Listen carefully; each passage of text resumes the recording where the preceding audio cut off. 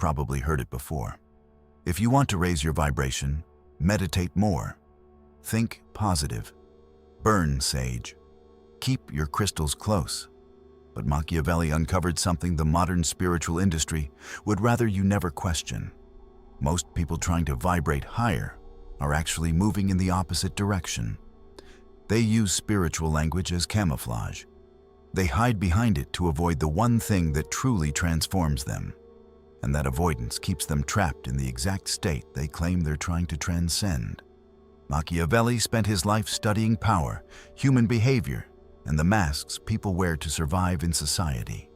He observed those who claimed moral superiority, those who spoke of virtue and purity, those who believed themselves elevated above ordinary ambition. And what he understood was unsettling. The rituals and moral performances people relied on didn't elevate them. They concealed them. They created refined defense systems that protected ego and reputation while leaving the inner structure untouched. They were the same as before, only more articulate, more polished, more socially approved. What Machiavelli recognized was stark. Elevation, what people now romanticize as vibrating higher, does not come from adding rituals or appearances of virtue. It comes from removing the internal weaknesses that keep you operating from fear, insecurity, and dependence. And there are 5 specific things Machiavelli would insist you must surrender completely. Not adjust, not disguise, not justify. Surrender. Today, you'll see the 5 things Machiavelli would say you must release if you truly want to rise. Why each one feels more dangerous to abandon than you expect. How clinging to them keeps you powerless. And what becomes possible when you finally let them go.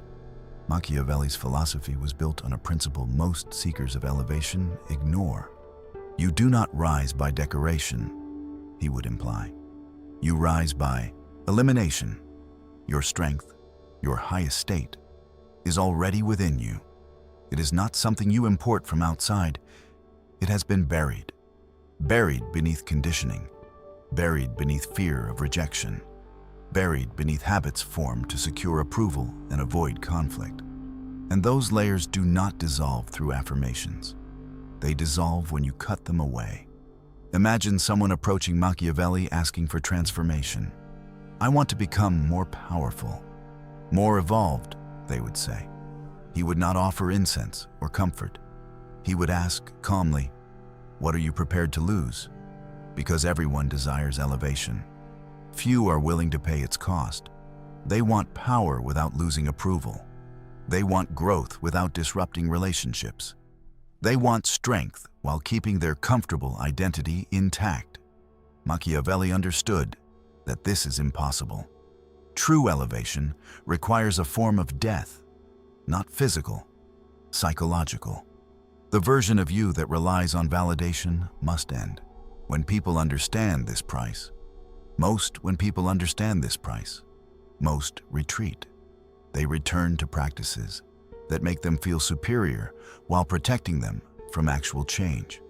The first thing Machiavelli would say you must give up if you want to rise is the need to be seen as good. He would recognize this instantly as a strategic mask, the persona of virtue, the carefully constructed image designed to gain approval and prevent rejection. You cannot hold power, Machiavelli might say, while enslaved to reputation. Observe how much energy you spend managing perception. You try to prove you are kind, fair, morally upright, enlightened. You perform goodness so persistently that you no longer know what you truly feel beneath the performance. You feel anger and immediately suppress it. No, you tell yourself, I must remain composed. I must remain noble. You sense a boundary crossed and you excuse it. If I react, you think, I will be seen as harsh. You feel exhausted, but you continue giving. Good people endure, you remind yourself. Machiavelli would not praise this. He would see it clearly. This is not elevation. It is fear. Fear of losing approval. Fear of appearing flawed. Fear of being judged. Fear of losing influence. And any state built on fear is weakness, no matter how virtuous it appears. You're not acting kind because kindness naturally flows from you. You're acting kind because you're afraid. Afraid of being labeled dangerous, afraid of being excluded, afraid of being unloved. And that fear, that constant calculation of how am I being perceived, keeps you operating from survival, not power. What Machiavelli understood about human nature was this: people who rise above the herd stop trying to appear virtuous. They begin to act from clarity, and clarity includes range. They can be generous. They can also be ruthless when necessary. They can offer warmth. They can withdraw it instantly. They can show mercy. They can enforce consequences. They are not confined to the narrow definition of good that society rewards. They operate from strategy, not approval. And that unsettles people. Because once someone abandons the obsession with appearing good, they become difficult to control. You can't manipulate them with guilt. I thought you were better than this. They respond evenly. Better according to whom? You can't pressure them with shame. People will think you're selfish. They answer, some will. That changes nothing. They are no longer negotiating for validation. When the need to be seen as good dissolves, something sharper replaces it. Sovereignty. Not performed morality, not rehearsed kindness, but deliberate integrity. Here is why releasing this feels brutal. For many of you, being the good one was your first survival strategy. You learned early, if I behave, I stay safe. If I'm agreeable, I won't be abandoned. If I please them, I'll earn love. So goodness became armor. And removing armor feels like exposure, because it is.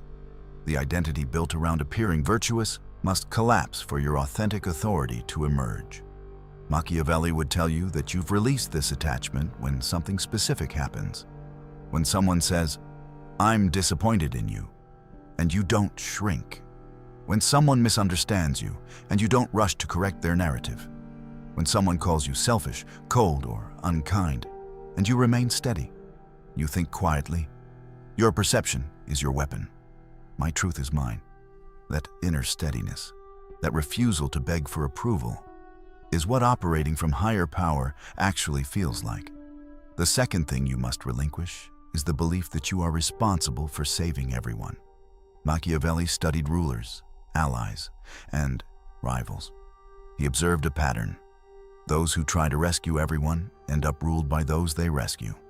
There exists a type, the compulsive fixer, the one who must heal, solve, and protect. At first glance, it looks noble. But Machiavelli would ask a harder question. Is your help strengthening them? Or is it strengthening your need to feel indispensable? You may have been praised. You're the only one who understands. I don't know what I'd do without you. You always show up, but examine the structure beneath it. Are you helping those who seek help? Or are you inserting yourself because being needed secures your value? Sometimes the quiet truth whispers, if they no longer need me, I lose my position. That is not compassion. That is dependency dressed as virtue. Machiavelli observed that many so-called helpers unconsciously surround themselves with people who never fully stabilize. Because if those people rise, the helper loses leverage. The rescue is not about liberation. It is about identity. You help because without it, you feel irrelevant. You fix because you don't know who you are without control. You save because if everyone stands on their own, you must confront your own unresolved weaknesses. So you remain busy. You move from one crisis to another. You call it loyalty. You call it service. But beneath it, there is avoidance. And avoidance is weakness. Those who truly ascend in power do something different. They offer support when it aligns with strategy and consent. They do not impose salvation. They do not attach their worth to being indispensable. They understand. Every person walks their own path. Struggle refines strength. Unasked for help can be intrusion disguised as kindness. Real elevation is not about appearing good. It is not about being needed. It is about standing whole, even when no one depends on you to survive. Letting this go doesn't mean you become distant or heartless. It means you finally see the difference between real compassion and rescuing people just to feed your ego. It means accepting that you are not responsible for everyone's happiness. Your value is not measured by how many people you save.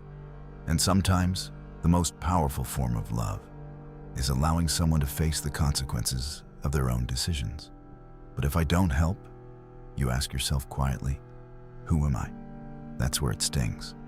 When you release the identity of the helper, it can feel like your purpose collapses. If you're no longer the person everyone depends on, then who are you? If no one needs you, do you still matter? These questions are frightening because they expose a deeper truth. Your identity has been built on unstable ground, and dismantling that foundation to discover who you are without that role is uncomfortable and disorienting. Niccolo Machiavelli would tell you that you've truly released this need when you can witness someone struggling and not rush to intervene. When you can say, "That sounds difficult," and stop there. No strategy, no rescue mission, no attempt to control the outcome, just observation. When you allow others to live through their own consequences without inserting yourself, that is strength. That is compassion without domination. That is care without the need to control. The third pattern you must abandon to rise higher is the attachment to being understood. Machiavelli recognized this as one of the most subtle weaknesses in human behavior. People waste enormous energy trying to make others understand them. They explain their choices, they defend their boundaries, they justify their emotions. Let me clarify why I did that. You're misunderstanding me. No, listen, this is what I meant. And the conversation drags on while you search for the perfect explanation that will finally make the other person nod in agreement. When they still don't understand, frustration builds. You feel dismissed, overlooked, invisible. So you try again, changing your words, hoping this time they will finally see it your way. Machiavelli would say this reveals a lack of internal authority. If you require others to understand you in order to feel valid, you have not yet claimed your own sovereignty. You are still handing your reality to other people and asking for their approval. That dependence on external validation keeps you operating from weakness. You are outsourcing your truth, and that dependence drains power. Machiavelli observed that those who operate from true strength release the need to be understood. They may explain themselves if it serves their purpose, but they do not require agreement to remain firm. "I know my reasons," they would say calmly. "I know my position." Whether others grasped it or not did not change their certainty. Most people don't function this way. Most rely on consensus. If others don't see what you see, you begin doubting yourself. If they don't feel what you feel, you question your own emotions. Maybe I'm wrong. Maybe I misjudged. That is self-doubt speaking. When you do not trust your own perception, you chase understanding from people who may never be capable of giving it. Releasing the attachment to being understood means accepting that most people will never fully grasp you. They can't. They are not living your experience. They do not see through your lens. And that is acceptable. You do not need universal understanding. You need inner certainty. Your relationship with your own truth must be strong enough that it remains steady, even when no one else confirms it. Machiavelli warned that letting go of this attachment would feel isolating. Once you stop explaining yourself, he would say, once you stop trying to be understood, many alliances will disappear. And that is exactly what happens. The moment you stop justifying your decisions, stop defending your intentions, stop chasing approval, certain relationships begin to fall apart. People may say, "You've changed. You're cold. You don't value connection anymore." But what is truly happening is different. You are no longer negotiating for acceptance. You are no longer building bonds on the need for validation. You are withdrawing from relationships that depended on your constant explanation. And in doing so, You create room for connections where you don't have to perform. You can simply exist. You will know this need is gone when someone completely misunderstands you and you remain steady. When a conversation leaves you unseen and you walk away without trying to correct it. When your choices confuse everyone else, yet inside you feel grounded. That internal firmness, that self-trust that does not require external approval, is what rising above actually feels like. The fourth thing you must abandon is the illusion of who people could become. Machiavelli understood this as projection, seeing imagined potential and relating to that illusion instead of the person standing before you. He recognized this pattern as one of the most common reasons people remain trapped, because it blinds them to reality. You meet someone and think, they could be extraordinary if they disciplined themselves, if they overcame their weaknesses, if they finally changed. So you attach yourself to that future version. You engage with the possibility, not the reality. You remain loyal to people who repeatedly harm you because you believe in who they might become. You offer endless chances because you are convinced transformation is just around the corner. But Machiavelli would make this clear. This is not about their potential. It is about your need. You do not see them as they are, he would say.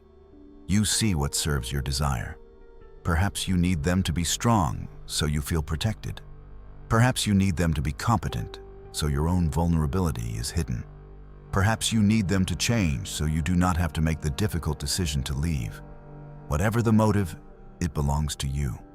By clinging to the fantasy of their future, you avoid confronting their present.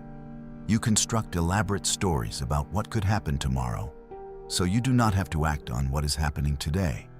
This operates from denial. You refuse to observe clearly. You choose imagination over evidence. And that refusal keeps you trapped in patterns that do not serve you, because you are relating to illusion instead of truth. Machiavelli observed that those who truly rose in power and clarity abandoned projection. They saw people precisely as they were, not as they might be. Their decisions were grounded in current reality, not hopeful speculation. This did not make them heartless. It made them strategic. They could say, perhaps you will change, while internally accepting, I will act as if you will not. And they refused to remain in situations waiting for transformations that never arrived. Releasing this illusion is painful. It requires accepting that the people you care about may never become what you want them to be. The parent you hoped would finally acknowledge you may never do so. The partner you believe could be exceptional if they tried may never try. The friend who continues to wound you will likely remain the same. They are who they are, and you have been engaging with a version that exists only in your imagination. Machiavelli would insist that this release demands discipline. You must let the imagined version die. Only then can you see the real person in front of you and decide, based on who they are today, whether they deserve a place in your life. You will know you have abandoned this illusion when you can observe someone's patterns without immediately calculating how they might change. When someone reveals their nature and you believe them. When your decisions about relationships are based on present evidence, not future dreams. That clarity, the ability to see what is instead of what could be, is essential. Because a life built on truth operates at a far stronger level than one built on denial. The fifth thing you have to let go of, if you truly want to rise to a higher level, is the identity of being wounded. Niccolo Machiavelli would say this is one of the most ruthless releases of all. Why? Because many people have built their entire character around their suffering. When you release that identity, it feels like you're losing yourself. And in a sense, you are. The version of you constructed around the wound must end so that a stronger version can emerge. You've heard it before. Healing requires recognizing your wounds, understanding how they shaped you, allowing yourself to feel the pain you carried. That's true, it's necessary. But Machiavelli would observe something sharper. Most people stop there. They can explain the betrayal. They can say, "This is how I was wronged." They can recount, "This is what it did to me." And yet, they never move beyond that stage. They remain identified as the wounded one. They introduce themselves through their pain. They bond with others through shared damage. Their personality quietly revolves around the fact that they were hurt. Machiavelli would call this a subtle form of weakness, not as an insult, but as a strategic liability. When your identity is built around what was done to you, your entire orientation is reactive. Your decisions, filtered through the wound. Your alliances, filtered through the wound. Your posture in the world, filtered through the wound. And even if you claim growth, that filter keeps you operating from the same position of injury. What Machiavelli understood is this: real elevation requires abandoning the identity of being wounded, not denying the harm, not pretending it never happened, but refusing to organize your power around it. It means integrating the experience without letting it define your strategy, your character, your future. It means saying, "Yes, that happened," but no longer saying, "That is who I am." You become someone who endured, not someone who is still defined by enduring. This is difficult, because being wounded carries advantages. People lower their expectations. Your failures make sense. You have a ready-made explanation for your stagnation. You find belonging among others who define themselves the same way. Letting go of that identity means giving up those protections. It means standing in a harder truth. What happened to me explains me, but it does not excuse me. Machiavelli would warn that many people resist this shift, not consciously, but because they are more attached to being justified than to being powerful. They want validation. They want acknowledgement. They want to be told, "You were right to feel that way." And they will remain wounded forever if it guarantees that validation, rather than stepping into the more demanding question, "Who will I become now?" Releasing the wounded identity does not erase the scar. It simply removes it from the throne. You no longer lead with it. You no longer define yourself by it. You no longer interpret every situation through what was once done to you.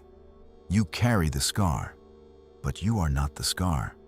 You will know you've released this identity when your past stops being your introduction, when you can speak about what happened without centering your identity around it, when you connect with others through vision, not shared damage, when you are more focused on the person you are building than on defending the person you were forced to become.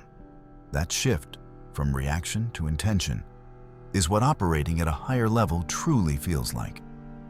In the end, Machiavelli would argue something uncompromising about these 5 releases. Most people never make them, because each one requires a death, not a physical death, a psychological execution. An identity must end. A pattern must be dismantled. A familiar self must be retired. And human beings resist that kind of death with everything they have. So they stay stuck, while convincing themselves they are evolving. They meditate, but still perform goodness for approval. They heal, but continue rescuing others to feel necessary. They read philosophy, but still demand to be understood. And the old identities remain untouched. Rising higher was never about adding more practices. It was always about eliminating what keeps you small. They sit in therapy sessions, yet still cling tightly to the dream of who someone might become. They do inner child healing, but refuse to let go of calling themselves the wounded one. "I'm working on myself," they insist. "But are you letting anything go?" A quieter voice asks back. Nothing truly shifts, because they keep adding new practices to their lives without removing the patterns that keep them trapped. They want elevation, yet they refuse to release what keeps them low. They reach for higher states while gripping the very habits that anchor them down. And as Niccolo Machiavelli would tell you, that will never work. You cannot rise while preserving the structures that keep you small. Something must end. 5 things to be exact. If you are serious about elevating your consciousness, about what people call vibrating higher, Machiavelli's framework lays it out clearly. First, let go of the need to be seen as good. Choose authenticity instead. Second, release the urge to rescue everyone. Develop discernment. Third, surrender the attachment to being understood. Build inner certainty. Fourth, drop the illusion of who people could become. See who they are right now. Fifth, release your identity as wounded. Integrate your past without being defined by it. Each of these releases will feel like a death. But if I let this go, who am I? You might ask. Stronger, comes the answer. Parts of you that have existed for years, maybe decades, will dissolve. The version of you that felt familiar will fade. And then comes the most unsettling stage. The old self is gone. The new self hasn't fully emerged yet. It is in that void between collapse and rebirth where real transformation happens. Here's what becomes possible when you truly release. You act from authenticity, not performance. You serve from strength, not ego hunger. You trust your own judgment instead of chasing validation. You see reality clearly instead of clinging to fantasies. You stand responsible for who you are becoming instead of defining yourself by what happened to you. That orientation, that internal stance, is what truly operating at a high level means. It's not crystals, it's not sage, it's not affirmations, it's not meditation apps or manifestation rituals. Then what is it? Someone asks. It is release. It is surrender. It is letting die the identities and habits that keep you trapped in low-level consciousness, even while you perform spiritual practices. Machiavelli's message is simple and uncompromising. You want to rise? Stop adding. Start releasing. Performed goodness, compulsive helping, the need to be understood, fantasy projection, wounded identity. These are the weights. Cut them loose. Let them fall. Grieve who you were when you carried them, and discover who when you carried them, and discover who you are without them. That is what rising truly means. Not feeling enlightened while remaining the same, but becoming fundamentally different because you had the courage to let go. Someone who has shed who they were and emerged as who they actually are. That transformation, that real elevation is possible, but only if you give up these 5 things completely. Not manage them, not modify them. Give them up. Let them die. That is Machiavelli's framework. That is the real path upward. It costs everything you've been clinging to, and in return, it offers a freedom you've never known.